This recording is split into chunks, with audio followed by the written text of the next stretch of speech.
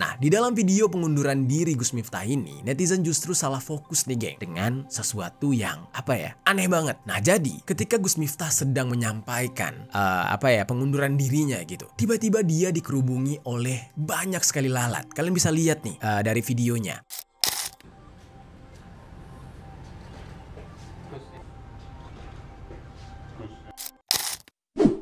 Yo geng, tekan tombol subscribe geng.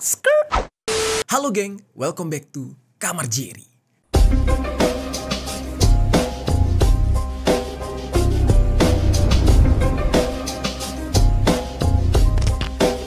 Geng, hari ini kita bakal membahas tentang perkembangan dari kasusnya Gus Miftah. Nah, kemarin sempat kita bahas mengenai viralnya Gus Miftah yang dianggap merendahkan seorang penjual es teh di acara pengajiannya dia yang bernama Son Haji, dan membuat banyak pihak merasa sakit hati dan mengecam perbuatan dari Gus Miftah, sampai-sampai ada yang membuat petisi agar beliau mengundurkan diri dari jabatannya sebagai utusan khusus presiden. Sampai pada akhirnya Gus Miftah sendiri memutuskan untuk mundur dari jabatan tersebut. Dan gue pikir ya, setelah beliau memutuskan untuk mengundurkan diri, itu para netizen masyarakat Indonesia sudah puas dengan hal itu. Nah, tapi ternyata nih geng, nggak berhenti sampai di situ geng. Netizen yang notabene adalah masyarakat Indonesia malah mengorek atau menguak semua hal-hal yang berhubungan dengan Gus Miftah, mulai dari kontroversi-kontroversinya yang lain sampai ke kehidupan pribadinya. Wah gila sih, nggak habis-habis gitu. Dan yang paling bikin miris ya, ini gue nggak tahu ini benar atau enggak, tapi di sini gue memberitakan atau menginformasikan kepada kalian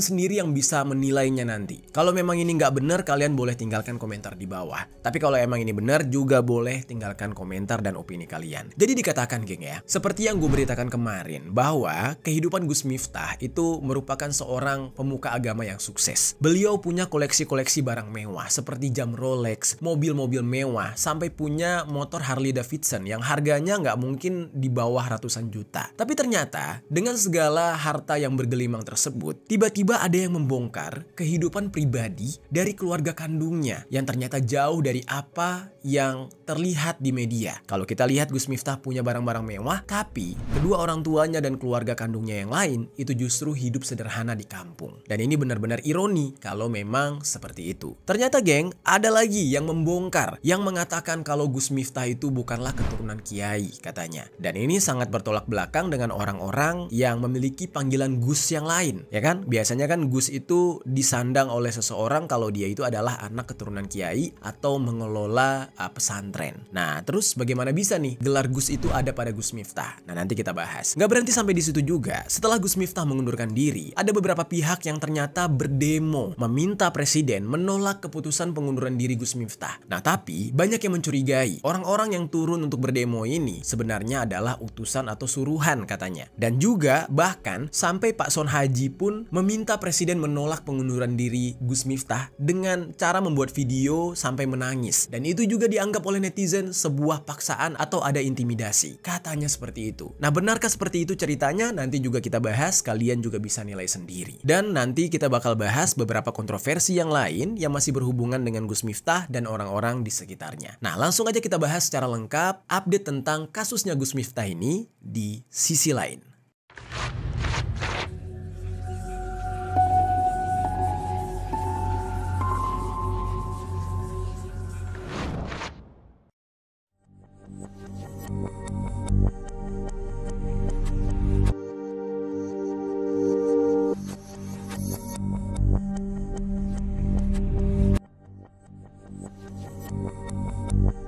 Tasik mboten es teh. Tasik yo kono didol kok. Kita langsung ke dalam pembahasan terkuaknya latar belakang keluarga Gus Miftah.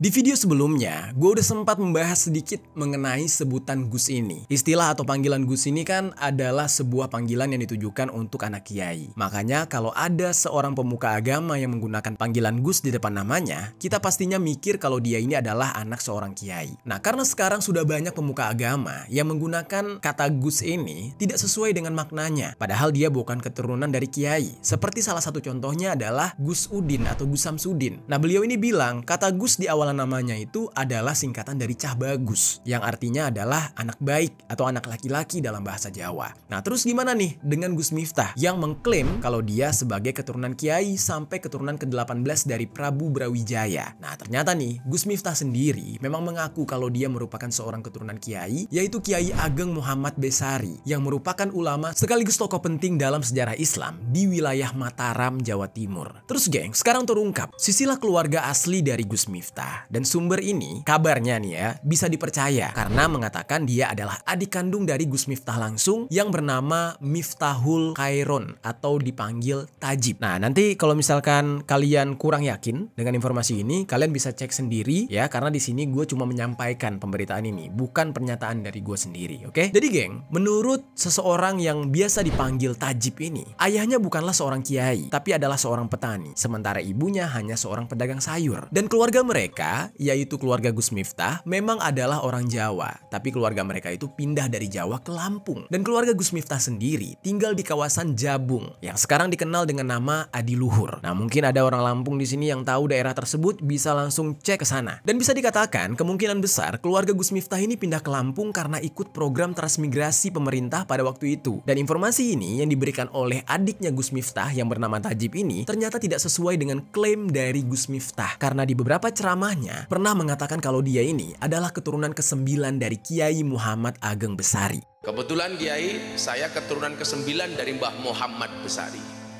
Miftah, Kiai Murodi, Muhammad Boniran. Terus geng, Gus Miftah juga bilang kalau ayahnya bernama Muhammad Murodi yang nasabnya tersambung ke Kiai Ilyas, yaitu putra langsung dari Kiai Muhammad Ageng Besari. Namun, adiknya Tajib mengatakan kalau Gus Miftah ini adalah kakaknya yang ketiga dan mereka semua itu 5 bersaudara. Nah, dalam melakukan klaim ini atau pengakuan dari adiknya ini, adiknya itu nggak takut sama sekali geng. Dia menampilkan mukanya dengan jelas, dia berbicara secara gamblang, dan dia berani mengakui kalau Gus Miftah memang kakak kandungnya. Dan dia juga mengatakan kakaknya yang pertama lahir di Palembang, Sumatera Selatan. Terus anak kedua sampai anak kelimanya itu lahir di daerah Jabung, Lampung, termasuk juga dengan Gus Miftah. Dan Tajib ini bercerita, dari Gus Miftah masih kecil, dia itu sudah dititipkan oleh kedua orang tua mereka untuk belajar di sebuah pesantren yang bernama Bustanul Ulum, yang merupakan pesantren milik adik dari ayahnya Gus Miftah. Nah, dari sini kita bisa lihat ya, kalau Gus Miftah mengaku sebagai anak kiai atau pemilik pondok pesantren, nah sebenarnya enggak. Yang memiliki pondok pesantren itu adalah omnya, adik dari ayahnya. Terus geng, Gus Miftah ini dulunya dikenal sebagai sosok yang pendiam dan tidak merokok, apalagi mencoba hal-hal yang terlarang dalam agama seperti minum khamar atau alkohol. Dan Gus Miftah juga dikenal memiliki jiwa sosial yang tinggi menurut adiknya. Nah, hanya saja menurut adiknya lagi, dia mengaku kalau dia ini jarang berkomunikasi dengan Gus Miftah, dan kondisi perekonomian saudara-saudara mereka di dalam keluarga memang nggak seberuntung Gus Miftah. Jadi bisa dikatakan Gus Miftah ini yang paling sukses, paling tajir, beruntung nasibnya. Nah, namun meskipun begitu, Tajib ini masih bersyukur karena dia masih diakui adik oleh Gus Miftah, meskipun Gus Miftah sudah menjadi sosok yang terkenal dengan harta yang melimpah. Nah, ini artinya geng, kalau kita merujuk dari ceritanya Tajib, berarti timpang banget ya geng kehidupan dari Gus Miftah dengan kehidupan dari keluarganya sendiri. Ayahnya cuma petani, ibunya cuma pedagang sayur, bahkan Tajib sendiri mengakui kalau kondisi ekonomi mereka serta saudaranya yang lain tidak seberuntung Gus Miftah. Padahal Gus Miftah dalam kesehariannya pun tidak terlepas dari barang-barang mewah. Kalau dari koleksi-koleksinya, seperti yang gue sebutkan sebelumnya, dia punya Rolex yang harganya bisa ratusan juta. Terus Gus Miftah juga punya koleksi mobil, mulai dari Toyota Land Cruiser yang dia pakai ketika menyapa warga Wonosobo, Jawa Tengah di tahun 2023. Kalian bisa lihat.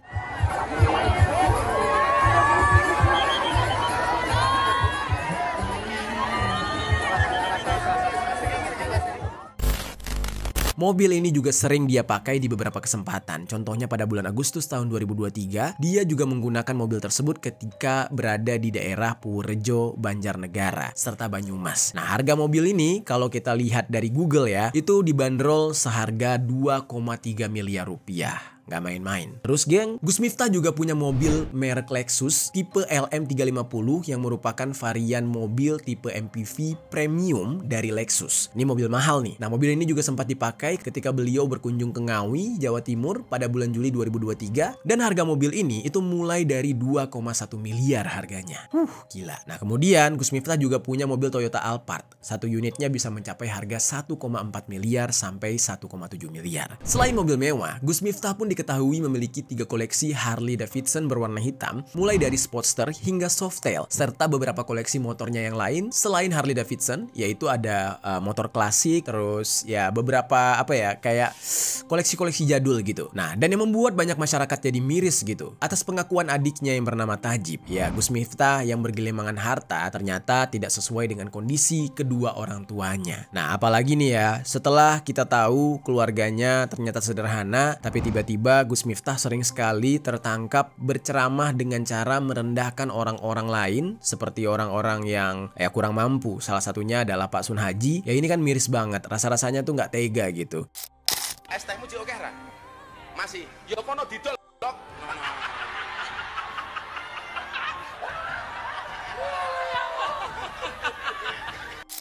Nah, banyak netizen yang mengatakan, ya seharusnya Gus Miftah melihat ke arah kedua orang tuanya atau keluarganya yang lain yang juga sedang kesusahan. Dan tidak selayaknya dia merendahkan orang lain. Karena ya keluarganya sendiri adalah orang ya menengah ke bawah atau orang susah. Ya walaupun beliaunya sendiri adalah orang yang sukses. Nah, namun di beberapa komentar netizen, ada juga yang mengatakan, kalau kita positive thinking aja gitu ya, bisa aja sebenarnya ayahnya Gus Miftah ini beneran kiai, tapi mungkin memilih untuk berprofesi sebagai petani, atau mungkin bisa aja ayahnya Gus Miftah yang merupakan anak kiai, tapi justru ayahnya Gus Miftah pengen hidup sederhana. Jadi bisa dikatakan Gus Miftah ini memiliki gelar Gus itu dari kakeknya, ya dari garis keturunannya. Tapi ada satu hal dari pengakuan Gus Miftah yang secara gamblang mengaku sebagai keturunan kiai yang bernama Kiai Ageng Muhammad Besari, dan ini langsung terbantahkan semua klaim atau ucapan Gus Miftah. Karena kan kalau kita pikir ya, mana mungkin pemuka agama mau berbohong. Nah, tapi di dalam klaimnya Gus Miftah ini, beliau ketahuan tidak sesuai dengan apa yang dia bicarakan. Karena keturunan langsung dari Kiai Ageng Muhammad Besari yang bernama Raden Kunto Pramono, yang mana dia merupakan generasi ke-8. Nah, beliau dengan tegas membantah kalau klaim dari Gus Miftah yang mengatakan dia adalah keturunan dari Kiai Ageng Muhammad Besari itu nggak benar. Nah, dan Raden Kunto ini juga bilang kalau Gus Miftah itu bukanlah keturunan dari ulama besar. Raden mengatakan kalau silsilah keluarga besar dari Tegal Sari atau Kiai Ageng Muhammad Besari itu jelas semuanya ada dan runtutannya itu tercatat, dan di silsilah tersebut tidak menemukan garis keturunan yang bernama Gus Miftah. Nama Gus Miftah itu terdaftar mbak itu? Itu tidak ada dalam silsilah, itu memang sebetulnya tidak ada. Nah, kalau berdasarkan dari silsilah, Kunto menjelaskan silsilahnya itu, yaitu yang pertama ada Kiai Ageng Muhammad Besari, kemudian Kiai Ageng Muhammad Ilyas, terus kemudian dilanjutkan dengan Kiai Kanjeng Bagus Hasan Besari, lalu dilanjutkan lagi oleh Kiai Kasan Anom I dan Kiai Kasan Anom II, serta Eyang Gatut Muhammad Ismail dan R. Hartawan Cokro Adi Siswoyo, dan yang terakhir dan menjadi generasi ke-8 adalah Raden Kunto Pramono ini. Nah, jadi nggak ada tuh garis keturunannya yang Gus Miftah gitu, nggak ada. Kalau kita lihat sih ujung-ujung namanya tuh rata-rata o gitu ya, tapi tiba-tiba tah gitu, nggak ada. Namun geng, di dalam hal ini ya, meskipun namanya Gus Miftah tidak ada di dalam silsilah keluarga dari Kiai Ageng Muhammad Besari, sebenarnya Kunto mengatakan kalau keluarga besarnya nggak keberatan kalau ada yang mengaku-ngaku sebagai keturunan. Bahkan Kunto secara pribadi merasa bangga kalau ada yang merasa merupakan keturunan dari Kiai Ageng Muhammad Besari. Hanya saja, kalau benar Gus Miftah merasa kalau dia adalah keturunannya, ya pihak keluarga Kiai Ageng Muhammad Besari meminta bukti yang konkret. Berarti kan mereka saudara gitu. Tapi kok saudara nggak saling kenal? Nah, sebab dulu pahlawan nasional Indonesia yaitu Hos Cokro Aminoto yang ternyata terbukti secara valid kalau beliau merupakan keturunan dari Kiai Ageng Muhammad Besari karena memang ada buktinya. Dan Kunto ini juga mengatakan kalau Gus Miftah ini memang benar berasal dari Ponorogo, tepatnya dari Dukuh Bantengan, Desa Mojorejo yang berada di sisi timur dari Desa Tegal Sari. Nah, ayah dari Gus Miftah disebut-sebut sebagai murid dari Kiai Samsyuddin yang menjadi seorang imam utama di Masjid Agung Tegal Sari. Jadi kalau dari pernyataan Kunto ini, Gus Miftah ini tidak memiliki hubungan darah sehingga nggak bisa dibilang sebagai keturunan Kiai, apalagi Kiai Ageng Muhammad Besari, karena ayahnya hanyalah seorang murid atau santri, bukanlah keturunan Kiai juga. Kunto menyimpulkan dengan tidak ditemukannya data konkret dalam silsilah, ia meyakini bahwa tidak ada kaitan keluarga besar Kiai Ageng Muhammad Besari dengan Gus Miftah. Oke, nah dari sini kita bisa lihat ya geng, bahwa ada dua pengakuan yang membantah secara langsung terhadap klaimnya Gus Miftah yang mengaku sebagai anak kiai dan menyandang gelar Gus. Yang pertama itu langsung bantahan dari adik kandungnya atau keluarga kandungnya sendiri yang mengatakan kalau ayah mereka bukan kiai tapi melainkan petani. Bantahan yang kedua ini mengenai klaim Gus Miftah yang mengaku secara spesifik dia adalah keturunan dari Kiai Ageng Muhammad Besari, dan keturunan ke-8 dari Kiai Ageng Muhammad Besari itu tidak pernah merasa kalau ada anggota keluarga mereka yang bernama Gus Miftah. Nah, jadi udah dua nih bantahan soal klaim tersebut. Nah, kira-kira menurut kalian lebih percaya yang mana? Percaya klaim Gus Miftah atau percaya pengakuan dari dua orang tadi? Oke, sekarang kita masuk ke dalam pembahasan pengunduran diri Gus Miftah dari utusan khusus presiden, dan ada sebuah kejadian yang cukup aneh, yaitu ketika Gus Miftah melakukan pengunduran diri lewat sebuah video. Itu di dalam video tersebut terlihat banyak lalat yang mengurumuni kepala Gus Miftah. Kok bisa, geng? Sekarang kita bahas.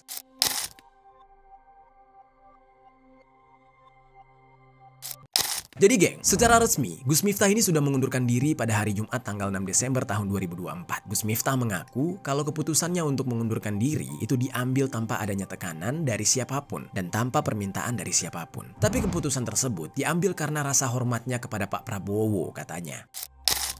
Keputusan ini saya ambil karena rasa cinta, hormat dan tanggung jawab saya yang mendalam kepada Bapak Presiden Prabowo Subianto.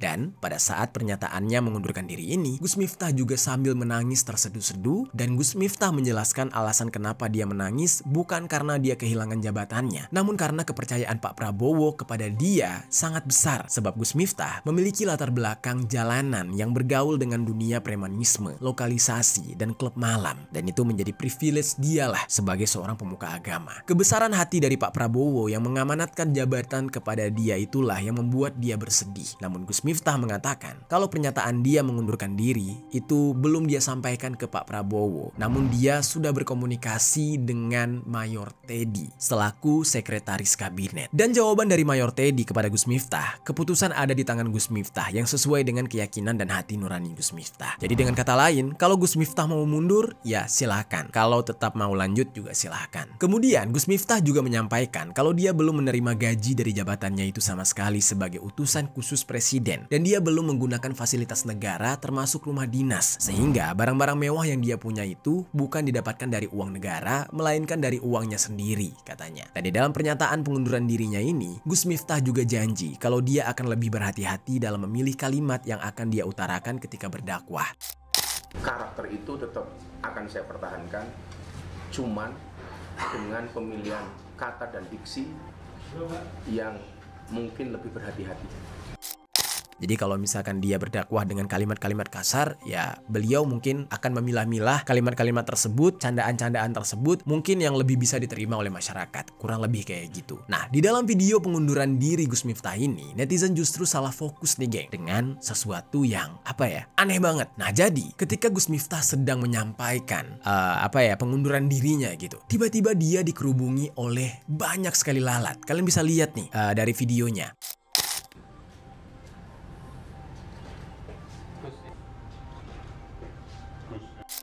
Ini nggak tahu ya, apa karena tempatnya itu ada banyak makanan makanya sampai dikerumuni lalat, atau mungkin dekat dengan tempat pembuangan sampah atau gimana gitu. Tapi di dalam video tersebut terlihat jelas banyak banget lalat gitu mondar-mandir. Dan itu menjadi perbincangan netizen sampai-sampai masuk ke dalam media mainstream nih. Kalian lihat nih, ada di YouTube media, bahkan judulnya juga jelas. Dan kira-kira menurut kalian kenapa nih geng ada banyak lalat ketika Gus Miftah berbicara? Coba gue mau tahu pendapat kalian nih. Biasanya kan pendapat kalian tuh aneh dan unik-unik nih. Tinggalkan komentar di bawah.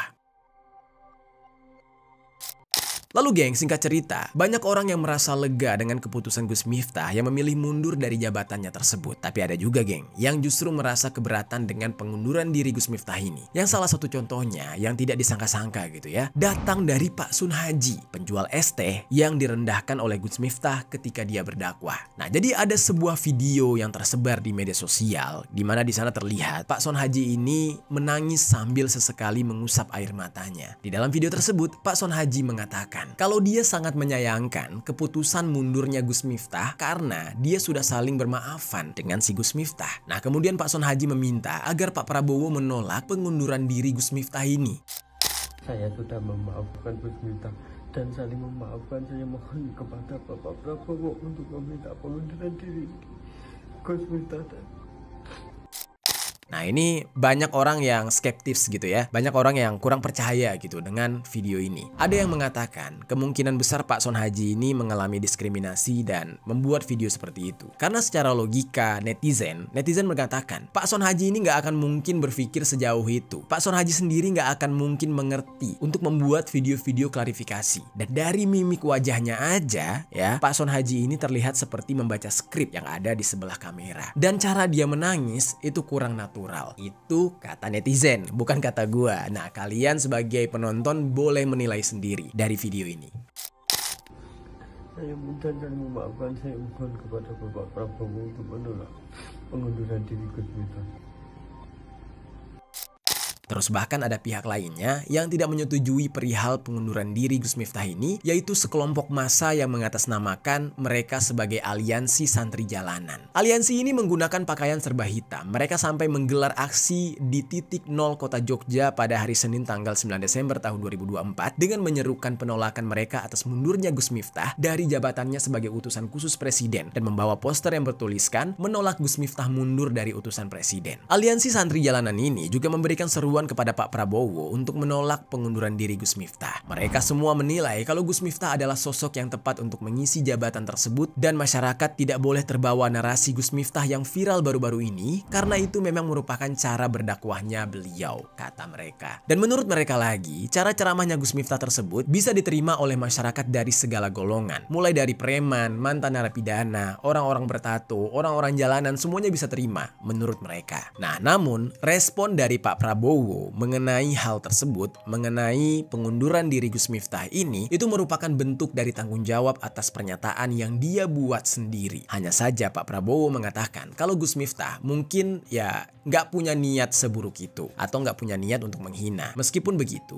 Gus Miftah menyadari kesalahannya dengan memutuskan untuk mundur dari utusan khusus presiden. Dan untuk mengganti Gus Miftah, Pak Prabowo mengatakan kalau pemerintah akan segera mencari sosok yang tepat untuk posisi tersebut. Sementara perihal usulan sertifikasi juru dakwah, Pak Prabowo akan melibatkan berbagai pihak agar bisa mendengar banyak masukan. Nah, jadi Pak Prabowo tidak terlalu menanggapi soal Sun Haji atau santri jalanan yang berdemo itu nggak terlalu gimana-gimana. Karena juga santri jalanannya nggak rame-rame banget gitu, geng. Jadi apa ya, tidak mewakili suara masyarakat banget lah. Nah, banyak netizen yang justru menyarankan seharusnya bukan sosok seperti Gus Miftah yang menjadi utusan khusus presiden. Karena menurut masyarakat, ya beliau itu cara bicaranya terlalu kasar dan tidak mewakili persatuan gitu. Karena justru dengan mulut yang kasar, bahasa yang terlalu nyeleneh, itu akan menyebabkan perpecahan. Nah, netizen justru menyarankan dan terbukti nih, sosok yang menyatukan banyak agama itu adalah Habib Jafar. Kalian lihat sendiri ya, Habib Jafar itu punya program bareng Om Deddy dan juga Onat ya, yang namanya Lojin. Nah, itu kan di dalam programnya itu menyatukan berbagai macam agama. Bahkan Bante dari agama Buddha serta pemuka agama dari agama Hindu juga dia undang. Nah, ini kan lebih cocok dengan tujuan Pak Prabowo yang ingin menyatukan berbagai macam elemen agama dan meningkatkan toleransi beragama di Indonesia. Nah, kalau gue ditanyakan perihal ini, apakah gue setuju dengan netizen? Gue setuju banget gitu. Habib Jafar tuh keren.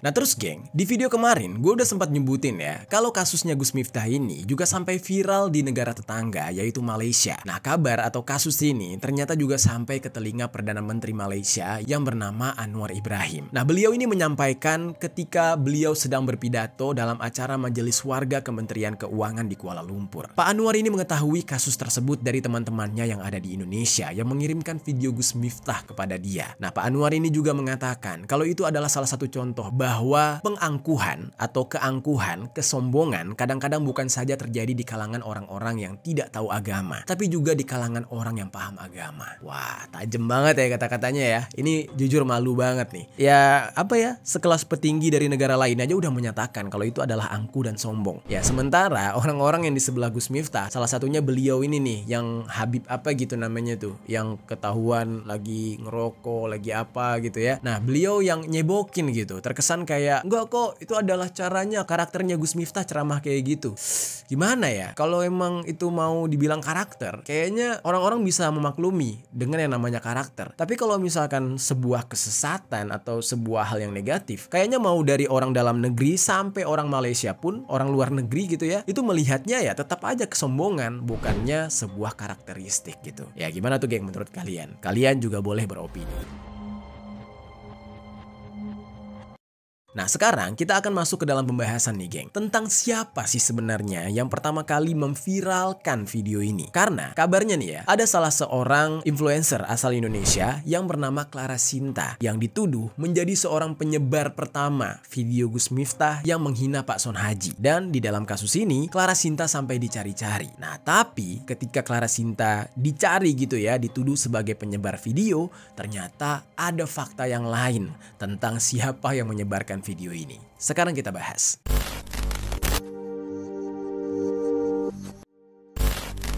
Jadi geng, di dalam kasus ini ya, ada seorang influencer yang bernama Clara Sinta yang sekarang sedang menjadi sorotan sebab dia ini diduga menjadi orang yang pertama kali menyebarkan video Gus Miftah ketika merendahkan Pak Son Haji. Asumsi ini didasari karena Clara Sinta ini mengunggah sebuah video ketika dia sedang video call bersama Pak Son Haji di Instagramnya. Nah, kecurigaan ini muncul nih karena ada seseorang yang bernama Kiai Syarif Rahmat yang mengatakan kalau video Gus Miftah yang merendahkan Pak Son Haji ini sengaja dipotong untuk menggiring opini publik sehingga menyebabkan rusaknya reputasi dari Gus Miftah. Terus geng, oleh karena itu Kiai Syarif Rahmat ini menuntut agar pihak yang pertama kali mengunggah video itu bisa diselidiki. Nah, karena itulah banyak yang berasumsi kalau Clara Sinta lah orang yang pertama kali mengunggah video tersebut. Nah, namun geng, ketika Clara Sinta ini menjadi sorotan dan dia sampai dicari-cari, ternyata asumsi tersebut malah salah. Karena pada kenyataannya Clara Sinta bukanlah orang yang pertama kali memviralkan video itu, namun video ceramah Gus Miftah ini justru diupload oleh channel YouTube yang bernama PCNU yang ada di Kabupaten Magelang. Nah, jadi kalau yang pertama kali mempublish itu adalah PCNU-nya sendiri, ya bisa nggak dituntut? Ya karena logikanya nih geng, nggak mungkin video itu disebarkan kalau bukan pihaknya penyelenggara atau Gus Miftahnya sendiri yang mempublish itu di media. Dan ternyata terbukti kalau yang menyebarkan pertama kali adalah dari pihak PCNU yang ada di Kabupaten Magelang. Lalu geng, di channel YouTube PCNU juga lengkap videonya. Nah, kalau mau diproses hukum, ya berarti ke PCNU tersebut, bukannya Clara Sinta. Tapi kalau memang tuduhan dari si Kiai tadi terhadap Clara Sinta yang dianggap memotong-motong video untuk diviralkan, ya mungkin itu bisa kena. Ya bisa kena UU ITE. Tapi kita nggak tahu ya, sejauh ini tuh belum ada laporan, belum ada pengusutan, hanya saja baru isunya kalau Clara Sinta lah yang menyebarkan video tersebut. Nah, coba nanti kita tunggu aja perkembangan kasusnya. Oke,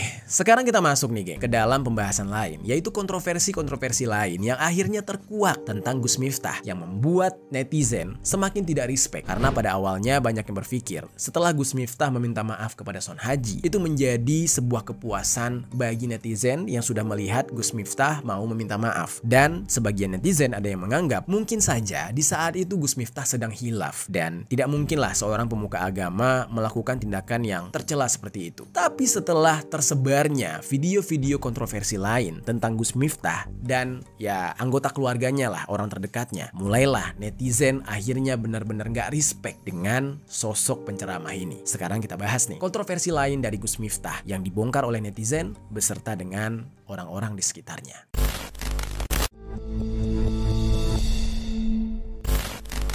Jadi geng, setelah ramainya video-video mengenai perkataan yang kurang pantas dari Gus Miftah, yang salah satunya adalah perkataan beliau terhadap Bu Yati, yaitu seorang pesinden atau seniman senior yang ada di Indonesia. Tiba-tiba nih, ada seorang aktor yang bernama Erik Estrada yang mendapatkan cerita langsung dari Bu Yati setelah dia dihina dengan kata-kata yang tidak pantas oleh Gus Miftah. Erik ini memberikan bukti berupa rekaman audio langsung dari Bu Yati kalau dia sudah menyimpan sakit hati ke Gus Miftah selama 2 tahun lamanya, bahkan menyebut ketika peristiwa tersebut Bu Yati nggak dibayar dan nggak pernah meminta bayaran ke Gus Miftah. Wah, Wah, sedih banget. Ini mungkin kalian bisa dengar sendiri ya pernyataan dari Erik Estrada ini. Nah, Erik ini bercerita sampai nangis, geng. Kalian lihat sendiri nih. Buat sampean nih, Mas Miftah, ayo silaturahmi, minta maaf, minta maaf, minta maaf. Nah, di situ kalian bisa lihat ya, Erik Estrada aja sampai nangis meminta Gus Miftah untuk meminta maaf. Nah, bagaimana isi rekaman suara dari Bu Yati ini kepada artis yang bernama Erik ini? Coba kita dengar. Hatiku yo loro banget. Wong aku kecilik dadi seniman. Aku karo Miftah diunekke kaya ngono. Diunekke bajingan, diunekke lum. Salahku apa? Nah, kalian udah dengar sendiri ya, geng. Padahal Bu Yati ini adalah seorang seniman senior yang lebih dikenal dengan julukan sebagai Yati Pesek. Dan Bu Yati Pesek ini sudah menjadi seorang seniman dari tahun 1964 loh, geng. Sebagai seniman senior, Bu Yati Pesek juga secara aktif melestarikan budaya Jawa. Dan di kalangan seniman sendiri, Bu Yati Pesek adalah seorang yang sangat dihormati karena pengalaman dan kontribusinya di bidang seni. Kok bisa-bisanya Gus Miftah merendahkan orang seperti ini? Selain lebih tua dari dia, terus lebih senior daripada dia, ya kan? Dan apa ya? Ya Bu Yati ini mulia banget gitu pekerjaannya, melestarikan budaya gitu. Tega banget ya Gus Miftah.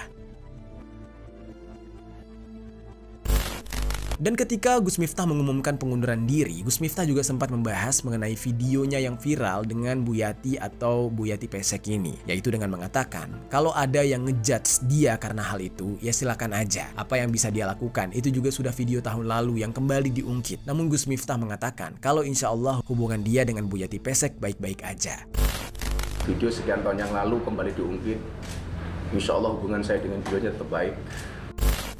Wah, ini agak bertolak belakang ya dengan isi dari voice note Bu Yati Pesek. Di situ Bu Yati Pesek bilang udah 2 tahun merasa sakit hati, tapi Gus Miftah kayak menganggap itu baik-baik aja. Itu gimana tuh? Mungkin kalau kita di posisi itu, alangkah baiknya kita minta maaf gitu ya, geng. Karena mungkin bagi kita sendiri nih yang membuat salah, kita merasa itu baik-baik aja. Tapi orang yang mendapatkan atau menanggung dari kesalahan kita, dari ucapan kita yang gak baik, dia sakit hati dan gak bisa mengungkapkan. Tapi sudah dia ungkapkan kepada orang lain, dan sekarang Gus Miftah udah tahu, harusnya Gus Miftah minta maaf, iya dong. Nah itu dia, geng, salah satu kontroversi yang baru saja dikuak oleh netizen.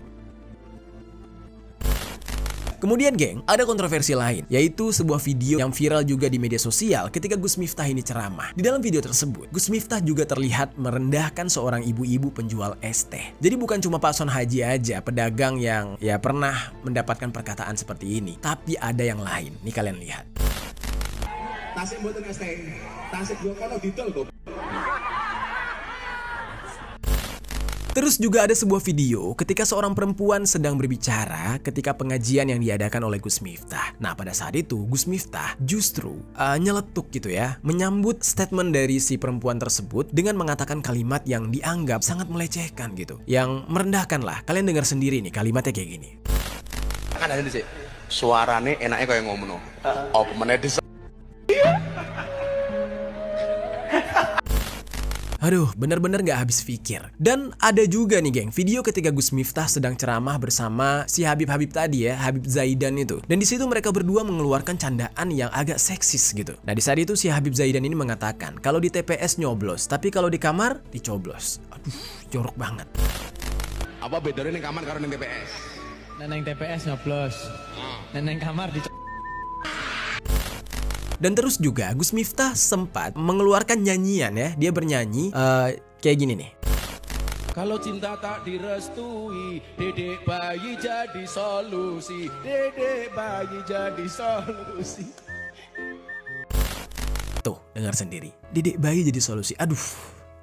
Dan maksudnya apa ya ngomong kayak gitu? Mana itu diadakan ketika sedang ceramah, acara keagamaan, pengajian yang dirasa nggak pantas lah hal-hal jorok kayak gitu diucapkan oleh seorang tokoh agama. Ya kalau kita kembali kepada dasarnya, beliau ini kan ingin meluruskan akidah dari orang-orang yang dia anggap rusak, ya kan? Orang-orang di jalanan, orang-orang yang bekerja tidak sesuai norma gitu kan, ingin dia luruskan. Tapi di dalam hal ini, ketika dia ditonton oleh masyarakat yang bisa dikatakan itu kan masyarakat-masyarakat normal, masyarakat-masyarakat yang masih lurus akidahnya. Tapi justru sebaliknya, kok kayak ceramahnya justru yang merusak akidah mereka gitu, dengan kata-kata yang tidak senonoh. Nah makanya banyak yang protes. Nah lalu geng, gak cukup sampai di situ. Netizen juga menguliti kehidupan pribadi Gus Miftah yang lain. Tiba-tiba tersebar sebuah video dari istri Gus Miftah yang viral banget saat ini di media. Di dalam video itu terlihat kalau istri Gus Miftah sedang membagi-bagikan makanan, yaitu berupa roti, kepada para santrinya di pondok pesantren. Netizen tuh jadi salah fokus bagaimana cara dia memperlakukan para santri ini, yaitu dengan berjalan jongkok. Kalian lihat sendiri dari videonya. Para santri ini berbaris dan jalan jongkok sambil menunggu giliran untuk mendapatkan roti. Dan banyak netizen yang mengatakan kalau cara yang dilakukan oleh istri Gus Miftah ini seperti membagikan kepada budak atau kayak era penjajahan ngasih sesuatu ke pribumi gitu. Ada juga yang mempertanyakan, ngapain sampai jongkok kayak gitu? Sama orang tua sendiri ya nggak apa-apa begitu. Ya ini sama orang lain sampai segitunya, cuma untuk mendapatkan roti. Kira-kira menurut kalian wajar nggak, geng? Coba nih, geng. Tapi geng, gue di sini nggak mau kayak suzon